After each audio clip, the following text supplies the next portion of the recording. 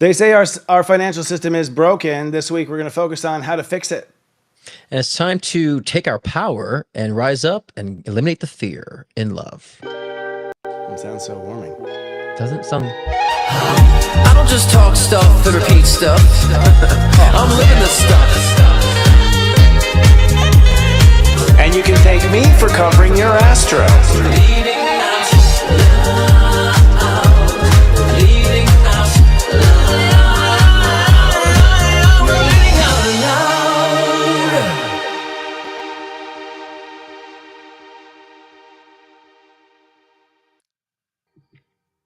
Leading out Welcome to Leading Out Loud, the shift show that takes all things spiritual and makes a shift show out of it. I'm psychic astrologer Christopher Oteki, the sensei to Sirius Joy. And I'm Scott Cruz, psychic medium and mentor with scottcruzpm.com. Christopher, how was your week? It was a shift show. I think it's been pretty crazy in Taurus energy. I think we have definitely moved into a new era. We're in transition, and this cow does not like it. Well, I can feel that. I've been kind of more chill in the end. I love Taurus energy, so that kind of makes me laugh. So I kind of sit back and just watch it unfold. Yeah, from your mountaintop, rising above, looking down upon us. This week we're getting into a psychic read. We're going to be talking about the economy because obviously it's been hitting us like crazy. The population has just gone completely stale and stopped spending money as we tend to do in fear. And as a result, capitalism is slowing down. So to start this off, Scott, we're going to do one of our game show shticks. And this one is called the Psychic Read. We're talking about soul capitalism tonight, the idea of soul capitalism. We want to check on some basic economic principles and get your psychic read. Are you ready, sir? Okay, let's do it. The first and the most obvious is we'd like to know what you pick up on the R word. That is recession. Is recession coming or not? I think it's already been here. I think so. But are we headed to our major recession? I would say no. I never really felt that, even though there's been so much fear and trepidation about that and so much talk and push in our faces. I just don't see that. I feel like this has been a market manipulation crash. It's going to shoot up, and we're like, oh wow, it's the best growth in history, right? So no, I actually feel like we've been kind of in a sluggish sort of recession for quite some time, and no one's really been able to identify that and admit to that. So, but I think we'll be coming out of that, whatever that is. So the answer is no. No. Okay, great. Astrology says we're about to have a boom, and astrology says we have been in a repression, not a recession. What about cryptocurrencies? How will they fare? Crypto is always been, it's been on the rise. It's definitely to me a thing where I've always feel like they've been using crystal currency. Whoa. That's next week's episode. Cryptocurrency. They're using cryptocurrency more so to plan for the digital dollar and to plan for digital currency. So I feel like it's been the kind of the guinea pig to move us into digital currency. So it's not going anywhere. It's actually going to be on the rise. It will be the new norm, I would say. Astrology agrees, I would say, with Uranus and going to Gemini next. What about trade wars? Will they actually happen, or is it just a myth? I think that's I think that they're kind of already started too. I don't think that's anything that's would be new. I think it's something that's been going on already. So I think that will be something in the future too. It feels like the trade war aspect will be something that's I think more obvious and more overt than it has been, to be honest with you. Okay. Astrology does not point towards trade wars either. What about inflation, where things go up for no reason? Kind of said the opposite, but I feel like, the exposure, well, let me clarify. I think like the exposure of that eliminates it. You know what I'm saying? When things come to light, it kind of eliminates it, and then people could start I just think there's been a lot of under the radar, with that. So Trade wars or inflation? Which one are you on? Trade wars. I was kind of clearing up what I was saying before about yeah. You're saying it's been there all along, which I think your answer, and then it's going to continue, but in new ways or something. Because it would be exposed, it could be more conscious to people, and then that's what kind of eradicates it because of the awareness of such. Interesting. And inflation, will prices continue to rise? Yes. I mean, there's always been inflation. Let's look at history. The inflation is an actual process. So do I feel like it's going to continue without stopping? Not necessarily, but I think that the inflation is, to me, it's always been a natural current. And so as far as we're looking at the past couple of years, I don't see much of that in the next couple of years from where we're at now. Okay. What so about it's like this? Let's say what? Dips? It's kind of like this, like it's kind of on a steady up incline in that sense, right? And then it kind of will plateau out. And I'm looking at the next couple of years. I think that's what people are most, focusing on is the next few years. So I think there's been a lot of increase, but I feel like it's going to kind of level off a little bit. And of course, it continues to rise as inflation always does. Interesting. But we'll go on that topic in a minute about the inflation. I want to Yep. talk about it. But what about employment versus entrepreneurship? Will more people be moving towards entrepreneurship and less employment? People are definitely moving more toward entrepreneurship. I think honestly, this is what prevents us from having a recession because more people have found since 2020 ways to work from home, ways to start their own businesses, ways to start their own trades. So I feel like actually we would have hit a recession if people did not discover their own entrepreneurship and the accessibility of such because of what we have with social media and online, accessibility. So I say yes times 100 on that. Absolutely, yeah. I feel the same. I mean, the more technology there is, the more you can turn your car into a taxi, and you know, and your Right, house into a right. hotel, and like you can just turn Seriously. all your stuff into anything and just go right into business, right? Right. So it's more and more so that way. It's interesting. I think in the age of Aquarius, that's absolutely the case. Yeah. Entrepreneurship and individuality is probably going to be the mantra, which is kind of full circle, really, because that's how it all started, right? Barter and trade was like one guy or one family trading with another family, and at a market, and it's just like one business to another. Yeah. There's no corporatization or anything like that. So fascinating stuff. Well, we'll talk more about that in Soul Capitalism this week. We're going to talk about finances and the economy and all that sort of thing. But let's talk more about what we know about, Scott, and that is the energies going on the planet. We would like to get your soul read for the predictions this week. What are you picking up on? First of all, what are you picking up on the last week, and how do you see it going forward? Well, I think the last week, and this is I'm taking myself out of the equation of this because I've had a lot of change the last week, but Mm-hmm. I also feel there's been a lot of change for others too, which I think I feel how sometimes you have this like angst energy, you have nothing to do with it, and just kind of like comes out in bad ways and negative ways. I feel like a lot of that energy within the past week, like not directed, energy, misdirected energy. I would feel like it's been a past week. So people may have been bumping heads, people may have been misunderstanding each other over silly things too, and not being heard. So there's been a lot of that kind of miscommunication, misaligned energy the past week, and I feel like moving forward, in the next coming week, a lot of that comes to a resolve. So if there's been a lot of things that have been unresolved with relationships, with financial issues, or even with your work and so forth, there'll be more resolve coming forth in the next week or two. So kind of getting on the up and up. As we approach May, I think a lot of that's going to create a lot more movement too. So I like to look at these phases as ways to kind of pluck out and purge out a lot of the, I would say, anchors in our lives, or the things that are causing energetic distortions in our lives, to kind of clean that up a little bit too. So now's the time to really take advantage of this time to do so, because once that current picks up, a lot of that movement's going to bring you into so many different directions, right? Some people are doing it sooner than others, and some people are doing it later than others. So I think this is kind of within the next within the past, and current and future 2 to 3 month period that I'm talking about.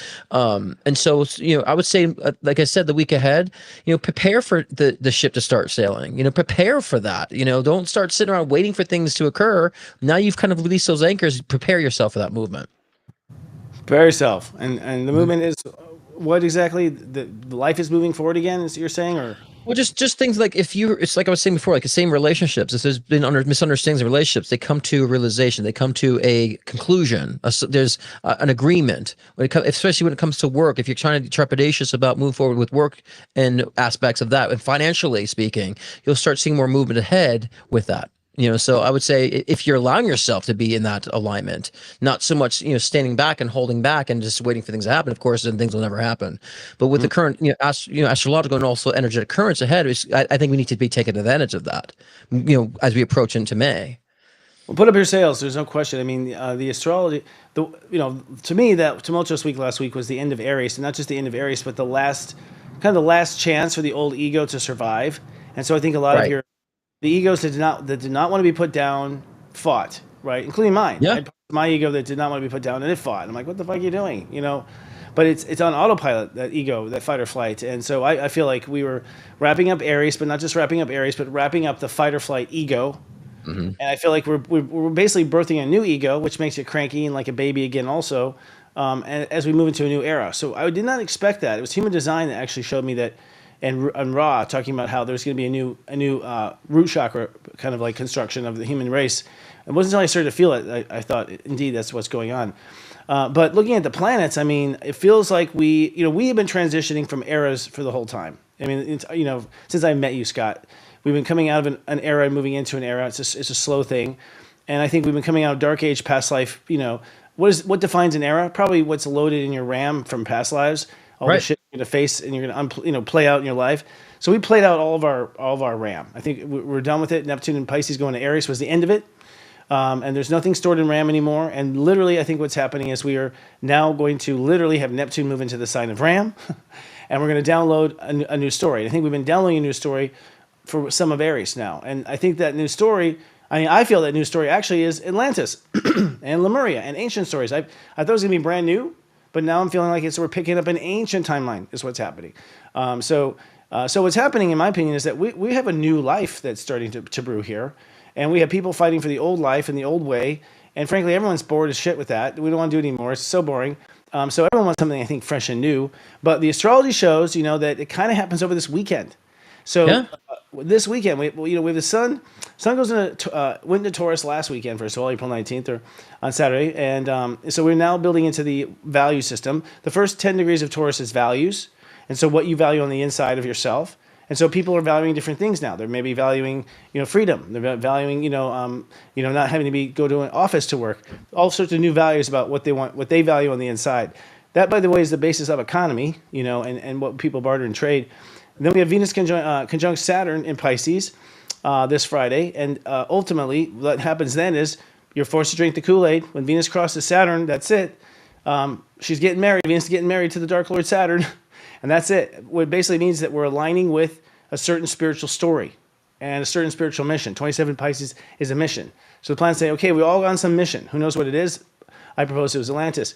And then we have a new moon on Sunday at 7 degrees Taurus. So a new moon in Taurus is basically a new story or a new film being put on the projector. That's a new spiritual inner self that manifests forward. And to me, that's the new story. The only other interesting story is in 2 weeks from then, we have a full moon at 22 degrees Scorpio, and that will be the shattering of something. And really probably some sort of some glass ceiling, some limit is going to be shattered in 2 weeks. So in other words, you concur. Do I? I don't know. So I see where you're talking about things moving forward. I personally have a vision of what that might be, which is I think a new story is moving forward. Yes. So I agree. The traffic starts to let up. I think it's because the winds are blowing in a new way. And I don't know if people realize it or not, because people seem to be really trapped in fear. We have Black Moon Lilith in Scorpio right now. Yeah. The last time she was in Scorpio was when Hillary and Trump were running for the first time in 2016. So all these dark fears about the worst side of humanity and the worst humanity can get, Black Moon Lilith in Scorpio is about as dark as it gets as far as fears and bogey stuff like that. So I think a lot of what you're seeing in the media and everything else is Black Moon Lilith, us facing our fears. I don't see astrologically us going down these dark paths again. No. That's what I'm saying. That's what we need to prepare for that movement. That's what we need to prepare, because a lot of people who've let go of those anchors, especially when we clear out the space in our minds of things that have been congesting us, and we've been very comfortable with those fears. We clear that out. That creates like this anxious, energy, because that energy has been directed so much to that fear, so much to those things that have been depriving of us. Now we take that out. We're like, oh my God, what do I do with that? So there's a lot of misinterpreted, misdirected energy, like I was saying before. So that's happening. Right. But now we have to understand what to fill that space with. And that is the new story that you're talking about. So we got to fill that new space, that new story, that new direction. What is the direction? Right. Because with the currents ahead that are moving, that movement of energetic current, we're on riding that wave, riding that current, things will progress. But if we're kind of not, if you imagine a current going and we're not making that realization and not navigating or creating that direction, it'll swallow us whole. So not everybody's going to be joyfully moving forward. If they are stuck in their fear, then that movement would be, very, I would say draining and dangerous for them, so to speak. So what I'm saying is just that, we have to release those anchors, which is the fear. And when we do, I've seen a lot of people the past few weeks that have been releasing a lot of those fears and they go back to it because they haven't filled that new story.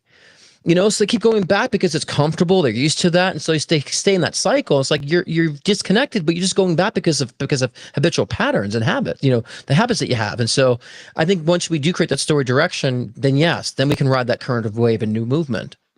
Moving creates the story direction. I mean, I think I never want the fear to come back. It comes back on its own.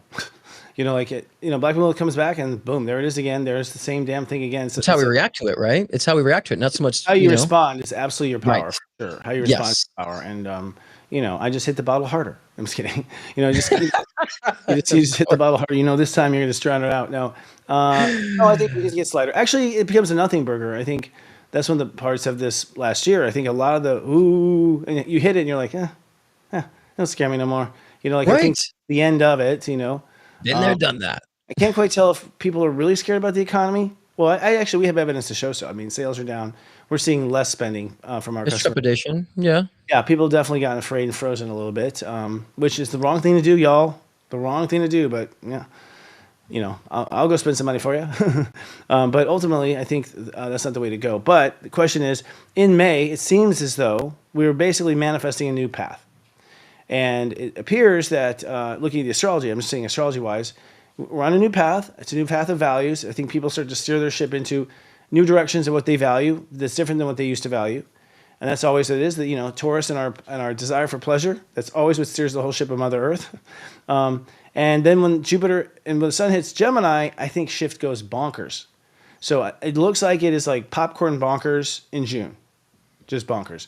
And I'm not sure what that means. I just think probably things being said that people don't really mean, and I think things being said Oh, that it's deeper shock. than that. June, July, revelation for me. Those are months of revelation, truth field, the math thud, right? So people who have been very fictitious and how they've been, have they presenting themselves, people who have been, misleading, and people who have been acting in dishonesty. That's all going to be like exposed. So, so I feel like a revelation, across the board collectively, but also individually. There you go.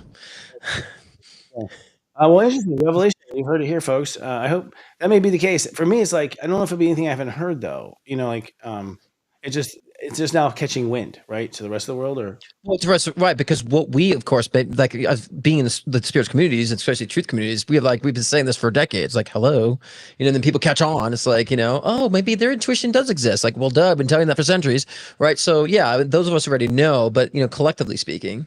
But I also think it's also in the individual lives too, Christopher. So it's like those people who are, in their own relationships, if they've been dishonest, that gets revealed, and all that stuff comes out and purges out too. So. yeah. And well, so I think that's the full moon. So someone wrote glass ceiling shattering. That's kind of cool. Well, kind of. I'm not going to predict doom, but the Earth is in Scorpio, so the truth is coming out.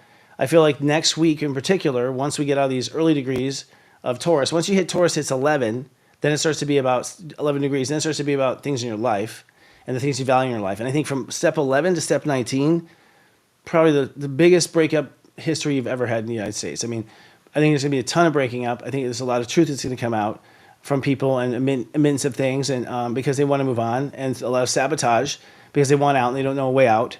And I feel they've just waited too long. Some of us, experienced it a while already. But then that full moon at 22 Scorpio, that's a quantum full moon. I mean, that's a moon that anything can happen. But it means that we have had certain limits, invisible limits on ourselves. We don't realize it, but we have invisible limits. Those invisible limits are usually due to fear. Most of the time in chart readings, a client won't go past a certain point, not because they don't have the talent, because they're afraid of what will happen on the other side. And so the rest of their soul sort of sabotages it, never gets them near that glass ceiling. And so usually it's us who keeps us from going past that line, not, the alleged ceiling. So that shatters. That means that whatever is holding us back is gone now. Where the glass dome of the Earth finally shatters and reveals what's out in outer space. There's some sort of revelation that happens on that full moon. And I'm curious what it's going to be. And, So you concur again.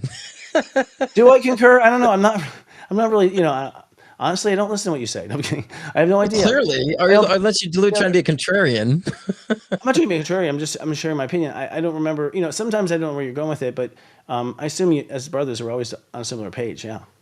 Yeah, I just said it in different contexts, but yeah, I said exactly. revelation, things opening up, and so, and I think that is. I think some people take that in a negative sense too, like a revelation, like, oh my God. Well, I it's do. enlightenment. I do. No, see, I do. When you said it, I was like, oh, Jesus. Revelation to me, to me that's enlightening. It's like it's freeing. Because, and I'm glad we're even talking about this now, because I think it's good to share that. Maybe other people think revelation, oh my God, this is a strong word. It's like, no, it's a freeing energy to know. It's a freeing energy to be in truth, and the truth revealed is a positive thing. It's all a positive thing. Eventually. There's a little bit of chaos and freaking out at first, I've noticed. I mean, especially when people realize. Do you think that we're in chaos? I think we're in the chaos now. Do you feel the same way? I think that we're kind of in that chaos right now. It's been chaotic. The energy has been chaotic for sure. Yeah. But that's, I think, as the volcano is trying to bust out. There's an earthquake here in California. That was interesting. That tells you a lot right there. When Mother Earth, quivers like that, I think that was nothing. I know, but it's still something compared to what we've had. You're a Nothing. newbie. That's nothing. I was waiting for it to shake, but yeah. No, but yeah, but there's fires going on in Jersey.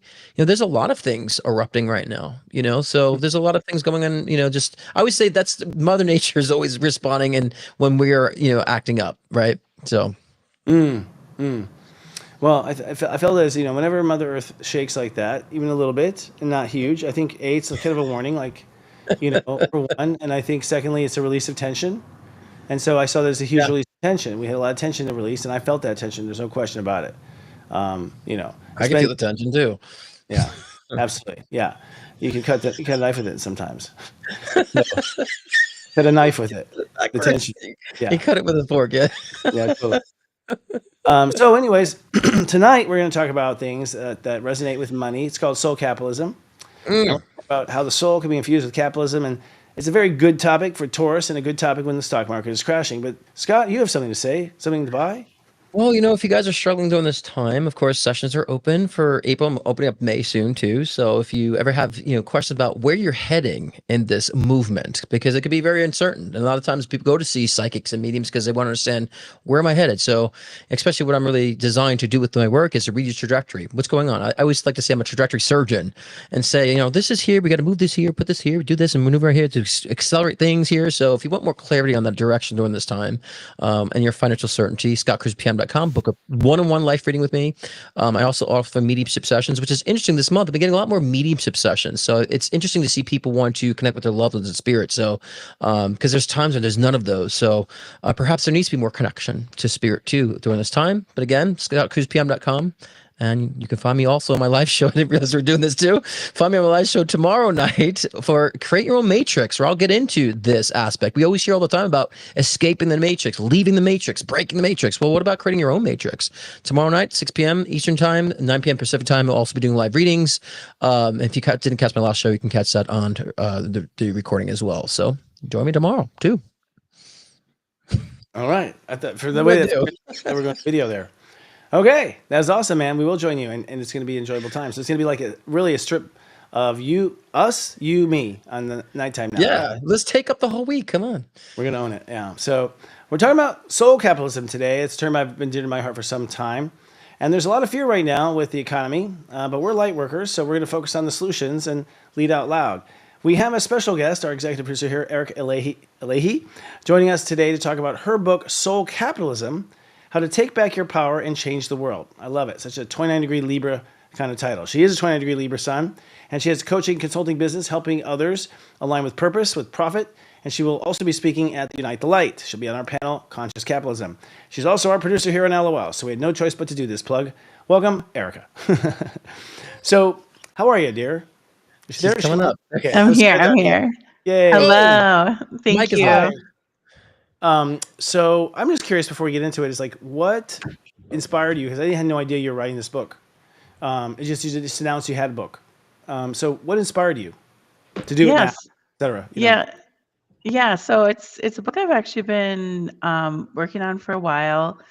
And for me, I had been in the corporate world for, a decade and a half in different executive roles. I've worked in banking and technology and finance. So I've seen a lot of firsthand some of the problems that we have in our capitalist system. And then last year I was, part of a reduction of force layoff and I had time. And so I just put my energy into finishing the book and getting it out there, getting myself out there, starting my business. And for me, the inspiration is really just we need to move beyond. We need to like the way capitalism is now is very predatory, and we need to really get back into using it as a tool, which is when capitalism is working great, there's nothing more efficient out there. Like bringing a solution to market, no one does better. Nothing does better than capitalism. But what we see, a lot of the problems that we see are all because it's become very predatory. And so this is really what the book is about: is how we can take our power back. We don't have to be victims to a system. We actually have a lot more power than we realize. And this is a guide, whether you were, in the corporate world and you're, struggling because it's not aligning with your purpose, or you're in the spiritual world and you need help, getting your business off the ground. Having that marriage of those two together, I think is really powerful, where we can bring in this soul wisdom that we have and then use the vehicles of capitalism to get our ideas out there in a productive way. But it seems like there is no soul in capitalism at the moment. There's no soul in corporations, that's for damn sure. For sure. And a lot of the values of spirituality are contrary to capitalistic values. Like there's a loser. For instance, or win-win is very uncommon. In current capitalism, someone is getting away with murder and someone's paying way too much quite often these days, right? So how do you think do you have any ideas? I'm throwing it out there. I don't either. But like how we get Wall Street to care. Well, I think we have a lot more power when you think about us as consumers. Like if we stop giving money to these corporations and we, Yeah. like even your groceries, right? Buy as local as you can. Yeah. So, like what can you do to try to look at, and part of my book, there's a section on soul budgeting. And, I talk about how you can look at your monthly spending and being like, where am I putting your dollars are money or power?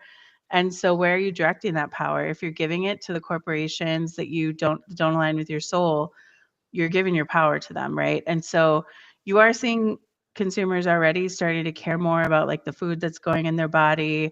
You're starting to see, for example, there may be a company, even like you're in the grocery store, right? And you're in the yogurt aisle, right? You can look at the business practices of the different yogurt companies and you're like, okay, well, this one is more corporate, not really, helping the workers, not really focused on quality.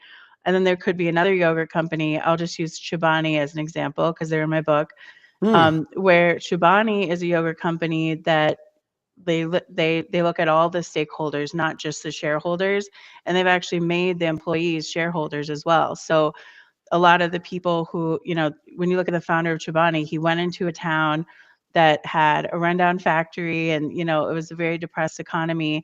And he went in, he revitalized the community, he provided good jobs for people. And not just the jobs, but also they have a piece of ownership in the company. So that's completely changed the trajectory of all those employees' lives. And then he had the novel idea to be like, wow, people might want protein for breakfast.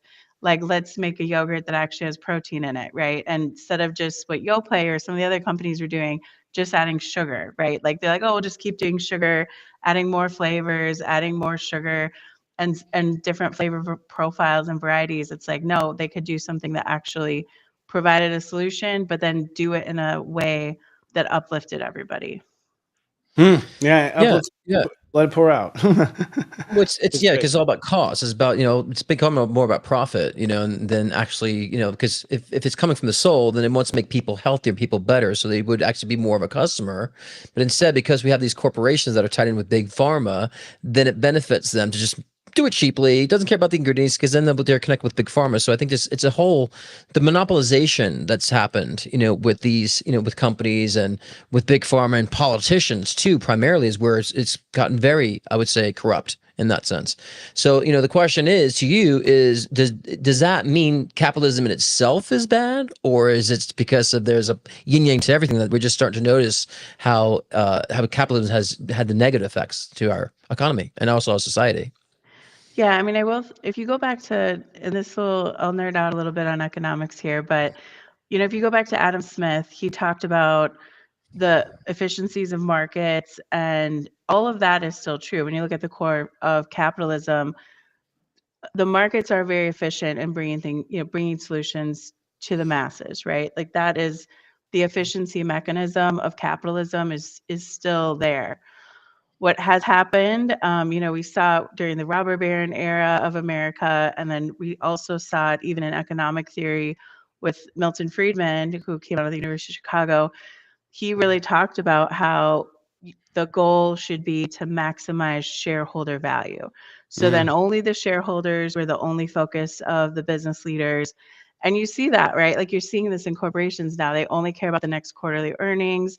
So like what are ways that and then they look at everything just in financial manipulation and spreadsheets. And so, I came from a finance background. Like I was trained in how to do this, right? Like you can go in and be like, wow, if I, lay off a bunch of workers, that's going to help my bottom line and I'm going to be making all this money. And isn't this great? And it's like no thought of the long-term ability of that company to have those creative people and that creative force there.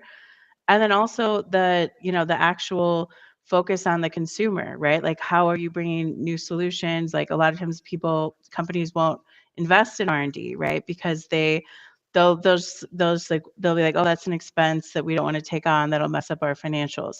But that R&D is where the innovation happens, and R&D stands for research and development.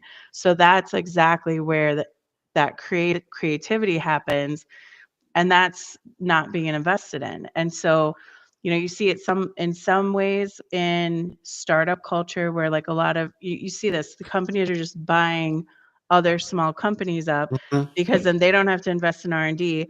They'll just buy out this new startup that came out, and then they don't, once that company gets bought out, they're not continuing to like invest in R&D and innovate the way they were when they were a startup. Absolutely, and it's harder to compete. I mean, at the point, right, I think the worry now is there's four basic companies in the world. BlackRock is one of them. So all the capital has gone all up and out of the market. There's not a lot of money now, and they basically beat you up with money. They starve your access to money. You can't borrow money. They're starve your access. They're basically going to bully you into selling out, and then acquire that too. And so at this point, I feel I've thought about this a lot. I mean, I stay up and I think about soul capitalism and thinking about capitalism. And I think one thing that would do the trick is that you can't pass on to your children any more than 5% of your wealth. It has to go back to the people. Just like Monopoly, you just turn in the money. That's it. You can race one lifetime and that's it. No Rockefellers. There it is again. Well, like I was saying before, the issue is how it's been that we have this monopoly going on right now. That's been the issue. So Yep. personally, I don't think the question I had before is I don't necessarily feel capitalism is the demon here. Is we're starting to see the negative effects of capitalism that we have to navigate on, right? Because of the monopolization and so forth, that we need to take a stand to bring the soul back into things, but that comes from us. It doesn't. We can't sit back and rely for them to put soul into things. We like Eric was saying before, we show by not spending the money. We hit them in the pocket. That's how we make the change, right? And so we don't feed the big box corporations. We don't feed them, so we don't continue to create this monopolization and complain about capitalism if we're continue to engage with that. So I don't necessarily think capitalism itself is negative or the issue, but if we put the soul back into it, we can be very profitable altogether, collectively, right? And so that requires change. That requires us to open our eyes and realize what we're fueling. And that is the monopoly that we have here. Because I think it's like 3 companies that own all these little companies, all these food companies, like 3 of them. Even when I was doing radio promotions, right? And for one of my songs, it was like 2 companies that owned like hundreds of radio stations. And so they're all controlled. So, we have to understand, this illusion of choice that we have, that, we can take control and put the soul back into capitalism, and then we all can actually thrive, especially when we talked about entrepreneurship, right? We all become our own entrepreneurs. We can start our businesses on ourselves, do our own startups. There's so much we can do, right, to become beneficial, become profitable, right? I personally, we were just talking about this before the show. I personally been working for myself, for I think since I was, 28, actually, when I started being a music composer, working for myself, not under a company, corporation, and we all have the flexibility, especially now with the accessibility of social media, be able to work from home. My partner's in the other room working with his therapy clients from across the country, right? So we have that accessibility. When we start thinking this way and we start with that soul, like you were saying, Erica, before, then we start building our own culture, in a sense, when it comes to capitalism. And we all can succeed and thrive if we can utilize it that way. Yeah, absolutely. And I think that we also have a lot of illusions that we've been sold, in terms of like, these corporate jobs are so safe, and like if you go out on your own, it's like so risky and dangerous. And I mean, we've seen it now. Like, it's hard to find a person who's been in the corporate world in the last 5 years who hasn't had a furlough, a layoff, or something, just because the economy's been so unstable. And the toolbox that these financial manipulators have is layoffs, right? They're like, oh, well, this crazy thing is happening, and so now this is a way to get our spreadsheet looking better. We'll just lay people off. And so those corporate jobs are not as secure as they used to be. Like, my mom's generation, she worked for the same company for 42 years. That's not the way the world is now. Those corporate jobs, they, they lay people off, and then they hire them back, 2 years later or whatever. So like that is an illusion, that safety that's there. And I mean, personally, I had started my LLC in 2020. So I had started it and then was doing other side stuff. I'm a Reiki practitioner. I was doing Reiki. I was like doing other stuff like that. And now it's like, oh, I can go full time and I'm my own business owner. I can do whatever I want, and I think that there's a lot of freedom you have when you have your own business. You can, if you want to do a couple Reiki sessions a week and then do business consulting or whatever, like you have the freedom when it's your business. And even as we think about what kind of businesses do you want to start, like think about what kind of stuff do you like to do. And, we'll get into this in another segment, but you can already start being like, oh, how could I start my own business? What could I do? You know? Soul capitalism to me, and I want to say I've been experimenting with it from the beginning. I mean, what was shown to me like in my third eye was that we have to take the power of capitalism itself, which is a great engine that's been hijacked. It's just a great turbo engine that's been hijacked by those who have all the money and the resources. That's simple. You know, all the resources, you win, right? That's what monopoly is. I mean, fuck you, Parker Brothers. We've been paying monopoly since we were 5 years old, being trained into this. Not Parcheesi, it was monopoly. But I feel like if you can somehow find an engine where the soul grows, and this is what Serious Joy's real mission statement is to make spiritual growth profitable. That's our line, and that means if we can make spiritual growth a profitable business, it may become infectious. People may copy, and so the race takes off. Because if you can sort of infuse the desire for wealth with the desire for growth, I think something will happen. Now, one thing we found is that, and so far it's true, when people are on their path and they're spiritually growing, there's an energy there that's not in your average employee, right? Because they're excited. They're excited to be there. They're excited to do what they're doing. And there's a lot more energy for the company to work with. I think the company can make more money from the people's enthusiasm and extra energy than they could if they were cutting off people and laying off people at different times. So I think there's a certain engine here that's possible where you are engineering the company and the direction of the company to be in alignment with the direction of the souls, or you are hiring souls that are in alignment with the company, one of the two. Now, of course, that takes technology and knowledge and things like psychics and astrologers, but we have that, so far we've stayed afloat, it seems to be something true. It's pointing towards truth, that idea. That's kind of what I was saying like 3 weeks ago. I was saying that when people are spiritually understanding their mission and purpose, they show up. They work, they make change in different environments, right? And so that creates a collective shift and collective change. And then we can dominate the capitalistic, structure that we're in currently now. I think it's because a lot of people throughout the decades have been complacent. They just kind of, whatever they're spoon fed on the media news and what they're told what is good and what you should eat, they just follow with it. So I think, being soul capitalist means that you're being conscious. You're being conscious of what you're feeding, what you're actually also putting out yourself too. So I think we didn't have that for many decades. I think people are waking up to that now, right? And so I think that people blame capitalism. Like, don't blame the mechanism, blame the fact that we're not utilizing it the same way, right? And so that's why I think it's good for all of us to rise above. In a sense, it sounds cliche, but it's true. So we can take advantage of the system for ourselves. Many light workers are afraid to do that. Many light workers are too humble. No, I should be making money. A lot of light workers think they should not be, amping the prices up for the things that they're doing because, they think it's just not humble enough. I'm like, has nothing to do about humble. It's about, you're rendering a service. What is it worth? You create value. It brings in value. That's the beauty about capitalism to me. So we just need to be, I would say, people saying, robots be taking our jobs. Well, yeah, because we should not be focusing on mundane. We got to step outside the box, be more, I would say, inspired about how we can start creating value for the collective. That's what's going to bring, to me, more change and more abundance for the collective than the individual.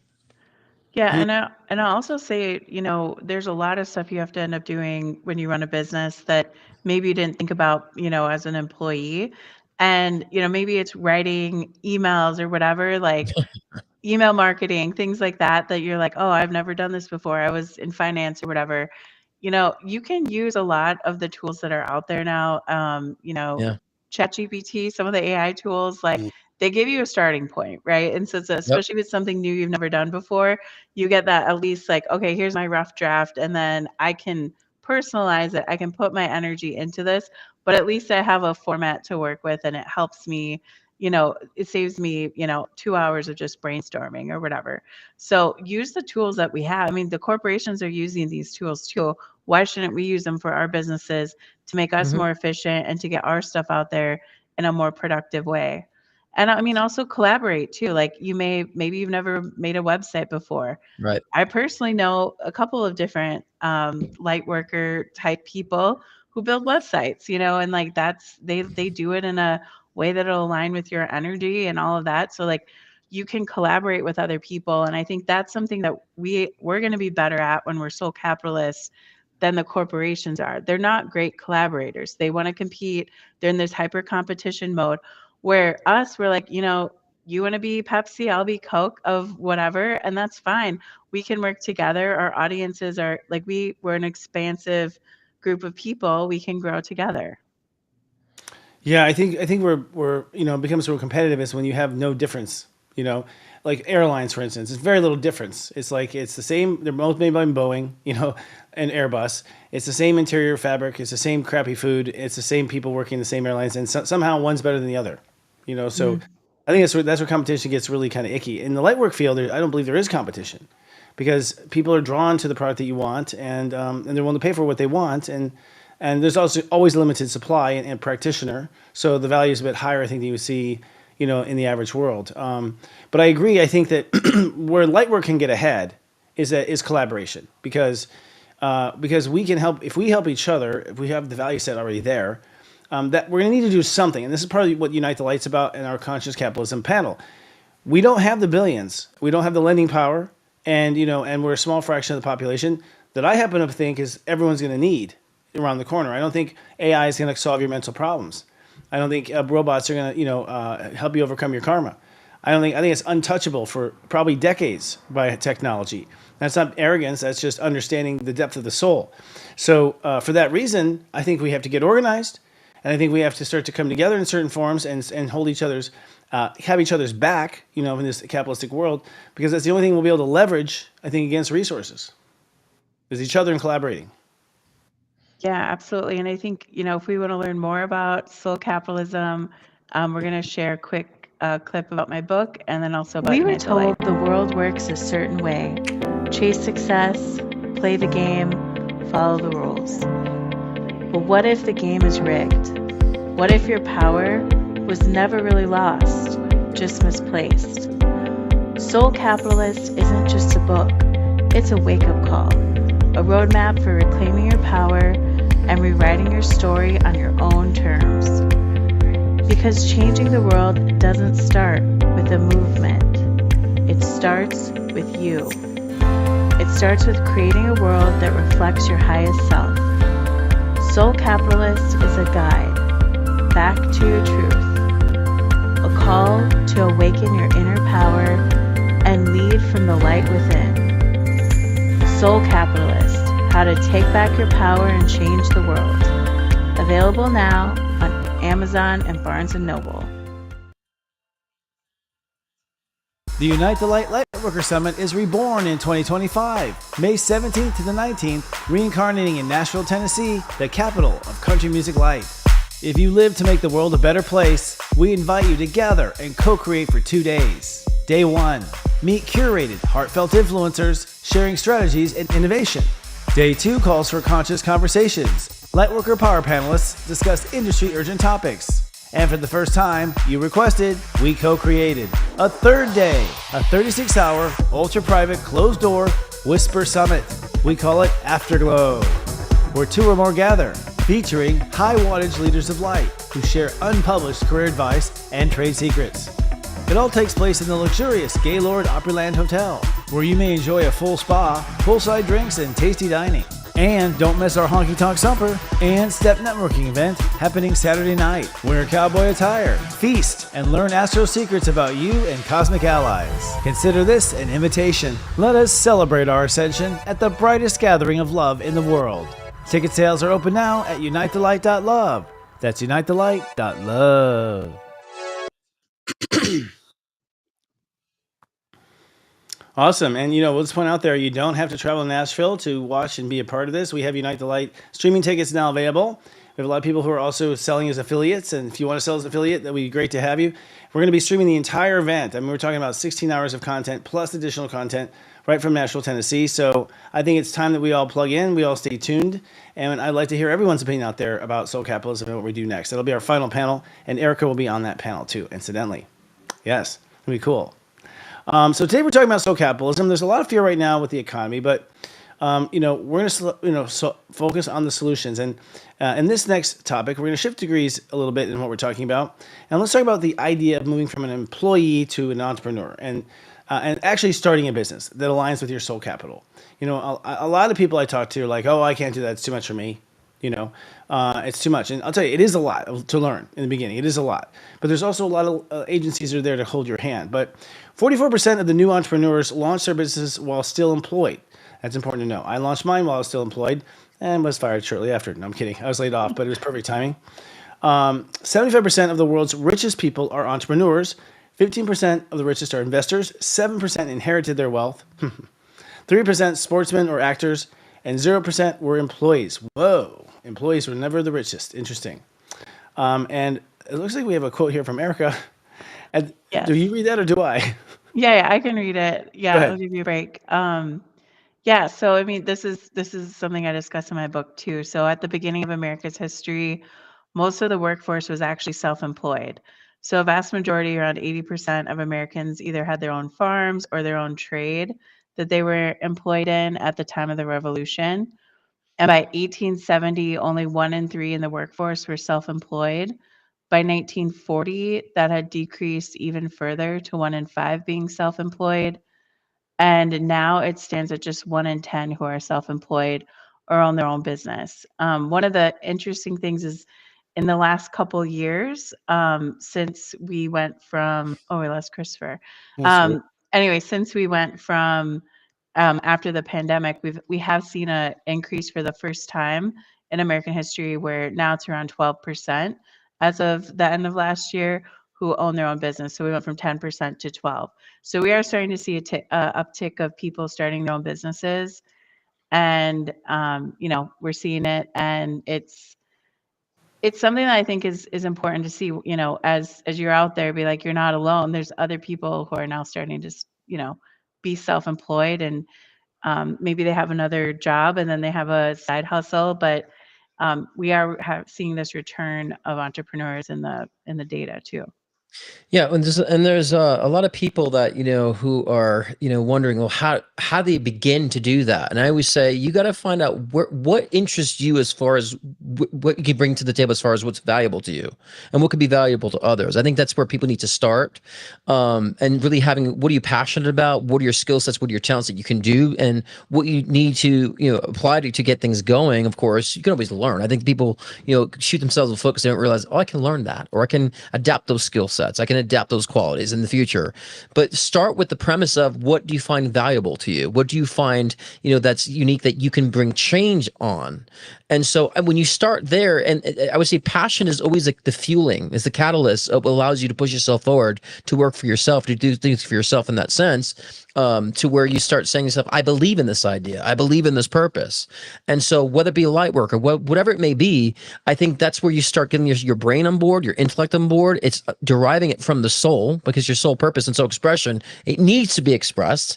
And I would say every one of our calling is to change the collective, is to bring light to the collective to certain degrees. It doesn't always mean that you have to be a healer. It doesn't always mean that you have to be working in the spiritual communities. Even those who are interior designers are bringing light to their clients by shifting their avenues. Those who are working in law are trying to bring justice for certain people. It's about finding what the true value that you find within yourself, that you enjoy, what you believe in, your purpose, your morale, and expressing that and bringing value to the collective. Then you start recognizing how you can get that done and put that into action. So if you're trying to put the action first instead of the idea, or at least the direction, but that's how we bring kind of the soul to the equation. And so for me, I working with for corporations when I was like 18, all through my 20s, and being under someone else's job and their purpose, I said to myself, I'm tired of this. I really want to start focusing on what's meaningful for me and bringing that value to the table. And that drive is what got me to understand how to get everything else done. Getting the websites done, getting all the other logistics, handled. and so forth. So I think that's people can start there. The purpose, what's valuable to you, I can bring value to the collective. That will then kind of manifest and morph into more of that direction of how to get it done, more tangibly. Yeah, absolutely. And I actually I have a Chris, I course didn't hear that any bit of that. I heard I it. Yeah. have I think you just had a camera issue, but yeah. But yeah, no, I actually have a course that I published on creating a soul aligned business, profit with purpose. So, you don't have to go to me, but like there are courses out there. There's people that can help you, whether it's a course, a coach, like you don't have to do it alone either. I mean, maybe you want to do it alone, go for it. All power to you. But if you are feeling overwhelmed or like, oh, I don't even know where to start, just like practically do it. I mean, I worked with a client last week who she wants to start her own furniture business. And I'm like, this is amazing. Like, this is so cool. And she's very artistic and, it's not necessarily healing anybody, but it's like for her, she wants that outlet and she's going to start doing it and putting her furniture up and just see what happens. And, I think that is the thing. Like, what is it that your heart is calling for you and like, just follow it. And solve a That's your problem. biggest guide. I was saying find a problem to solve for the collective that will bring value to the collective, and that will kind of like skyrocket you. What problem are you going to solve, right? Because so many people, Chris and I talk about all the time how people are always copying each other, right? No one's kind of really doing anything unique. Like everyone's just copying each other, and we have all this mimicking videos on TikTok. It's like, is anyone starting anything original or actually, creating a solution to a problem? But I think that any type of product that you start, like her furniture company, if she said to herself, "Well, I want to create furniture that's practical, that folds up," or whatever the case is, that would skyrocket. Like, oh, I need that. Yeah. Easy to pack up and move and turn my couch into a suitcase. Like I'm being stupid, Yeah. of course, but something that's very unique and something that solves a problem. And I think that's where people will find their success because again, value creates value. I think we're about to hit that period anyways. For one, I feel, the generations that have been active up until now are getting, I think are kind of burnt out. They need inspiration. And the younger generations are coming with fresh ideas, like the millennials and stuff. They have some ideas. And I feel what you're going to find with Uranus and Gemini, ideas are just going to fly. Okay. And the last time this happened was World War II. And we had the creation of the bomb, radar, television. All those things, even the factories, even the white picket fence, all that stuff that's manufactured, all those consumer goods, they were all invented within like a 7-year period. That's it. And we're about to re-enter that same period that we just had. I think the AI is going to enable a lot of it and disable a lot of it, as well, because I don't think AI is innovative in itself. I've never seen it be creative or interesting to me. So I think that's something that we can get trapped in, by the way, having AI process our ideas. One thing humans do that no other species does, according to the Pleiadians, is be creative. Like we have creativity, God creation creativity, and I think you're right, Scott. The more creative with a K, the more interesting it is, and dare to be different. I think that's part of the age of Aquarius too. The more different, the more unique you are. See, we've reached such a bland point right now. You can see Hollywood's bland, the music's bland, everything's so bland that it's just waiting for a creative spark. Yeah, I agree. Once that takes, I think that once that inspires one, then all the people who are scared or worried, they come out of the closet with their spark and so forth. I agree. Yeah. And I think one of the ways you can also market yourself is tell your story, especially if you are a soul capitalist. You have a unique story that is going to cut through a lot of the BS that's out there. Most people don't trust where they're buying their food, where they're buying their clothes, where they're buying their furniture. But it's like, if you can be like, hey, I'm a single mom selling furniture and this is what I love to do. People like to be with people that they know and they trust. And there's a huge trust deficit in America right now. And so if you put yourself out there in an authentic way, that'll resonate with people and people will pay for it. So Yes. but you have to just put yourself out there, just be brave enough to do it. Mm-hmm. Yeah. And not just who you're dating on social media. Yeah. I find it interesting to see just the entrepreneurialism happening on TikTok. Have you guys been on TikTok like at night? Mm-hmm. It's like there are people who are on there like selling like candy. They own a candy store. In the Oh garage. yeah. There are people who are like, I'm just like, whoa, this is crazy. Like people are watching them too. Like the fifth commenter will get a free bag of candy, and the people watching. I find myself watching. I'm just like, oh, and they're scooping candy. There's something about it. It's just this mesmerizing. But like TikTok TV at night is like as if Craigslist had a TV channel. Like it's the weirdest shit you've ever seen in the world. But it kind of goes, oh wow, look at how people are being. To me, It's I'm proof. compelled. It's like Yeah. people who are like working in like a country that and doing hard labor. They got their TikTok streaming, and you're sitting there watching them do hard labor all day, and they're basically streaming themselves do hard labor. It's a really interesting kind of moment. It's proof. It's proof that we can take control and do stuff. 'Cause I see people making a lot of money, taking control of that aspect of capitalism, and we have the tools to do it. Yeah. We do have the tools to do it.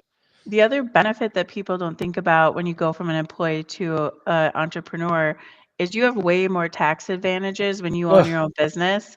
The amount of write-offs that suddenly open up to you, the way that you can really, I mean, you end up not even having to take home what your salary is because of the tax benefits. So, don't be afraid. Don't be like, oh, well, it's just easier to do taxes as an employee because I just fill this out. It's like, yeah, it might be easier because it's like you're just checking a box, but taking the time to get your finances organized and being like, okay, here's my expenses, here's how I'm tracking them, having those receipts, all that kind of stuff is going to save you a lot of money down the road and empower your business as you go forward. So Spending a couple $100 on an accountant to do it for you, a good accountant to do your taxes for you at the end of the year and do your write-ups for you, not that big a deal. And especially your receipts are all digitalized now. We don't have to like collect receipts in shoeboxes. We can just download our statements. Here you go. Yep. Shirts, anything, Netflix. Here you go. You know what I'm saying? So there's no excuse now even with taxes. It's easier in that sense to save money and to not give your money A good away. accountant will make their fee back in what they save you. A good accountant will make their fee back. Yeah, they should make their money back. They're a good one, So I agree with you, Scott. A lot of it's automated and whatnot. So I think, and go look and see why Amazon has to pay taxes. You guys have to realize it's designed for people who are in business. I mean, the tax code is designed for business owners. It's not designed for employees at all. It's designed to make employees slaves and work it as a collateral against the debt. It's human labor is a collateral against our federal debt. That's what income tax is. Yeah. We basically said, well, we'll just tax every one of our citizens and make them work, and that's how we'll pay it off. That's our guarantee. Which is basically saying, if we go bad in the loan, do we just turn into slaves for the World Bank? I don't know. It's kind of spooky, right? You get your own business now. But I think we're in a place now where we are. I think Uber, huge. People, I know people who go Uber from 4 to 6 in the morning, and then they're back at home with their kids. Like it's just part of their day. Like back to their own business, and they're back from their own business again. So these businesses are disruptors. They're putting the power in the people's hands. What's that? Disruptor? Nothing. But no, I'm just saying, like, I mean, people haven't seen people like making like $50,000 a month on OnlyFans. You know what I'm saying? And don't recognize how easy it is to make money for ourselves and to create a living for ourselves. If people who are not that bright can go on OnlyFans and just dress up as a nurse and make $50,000 a month, come on, guys. We can actually get our brilliant ideas to the table. Don't let that, the how do I do so be the thing that inhibits you from actually doing it, actually, so. It takes a little bit of brainstorming. That's all it takes. And just getting yourself to believe in what you're projecting. Only in America can you make $50,000 a month dressing as a nurse on only. If we didn't have such a repressed sexual nation, that you wouldn't make donk on that. You wouldn't make any donk like at all. So it's crazy. So crazy. I think we're about out of time. 0 minutes left in the show. Well, folks, this is the kind of topic we'll be talking about in depth in Unite the Light. So we want to invite everyone again to unitethelight.love and get a ticket, get on board the conversation. I do think it's time for us to come together. And I'll tell you, Eric and I we've had long conversations, and we talk about what we can do together if we came together as one kind of industry. And I think we should consider that. I think we should consider teaming up a bit, and taking advantage of the same things that are out there for others. It just takes organization. And hell, half of us are psychics. So what are we waiting for? Right? That's pretty good. Well, we thank you, everyone, and we say, that's all we have for this shift show. But next week, we'll be talking Mu or Lemuria, one of the two, whichever one you go with. And Scott, your final words? Well, don't forget, too, we're moved to Wednesday nights. Although many people think we're still on, Thursday mornings. Nope, we're Wednesday nights, every Wednesday, 6 p.m. Pacific, 9 p.m. Eastern time. And like we said before, my live show will be tomorrow night, every Thursday, 6 p.m. Pacific, 9 p.m. Eastern time. So catch us. And then we have, of course, Christopher and Serious Joy Fridays. Is that at 5? Christopher, your show, remind me. Namaste Today Live is at 5, and National Mingles at 6 p.m. That's Pacific, so add 3 hours for Eastern. I haven't watched it in months, so I don't remember. 9. Well, thank you. I thank you. Just kidding. Thank you. Anyways, all right, that's all, folks. Remember, don't put up with the shift show. Lead out loud. Lead out loud. See you next Wednesday. Oh, my goodness. So we keep Erica on this? Oh, we do. Erica, you get to shoot the show with us. I did. Oh, wow. Wow. Oh, where did he go? Ooh, doggy cam. Does your dog like to be Rocco placed? out loud. Like to dance. It's Rocco out loud now. Rocco, huh? Yeah. He's a capitalist. He's a soul capitalist. He believes in I it. love it. I know. Yeah. I see him Divorced- hanging on the box divorced by Rocco. It's true. Bye, Rocco. Does he have an OnlyFans? Only dogs. No cats.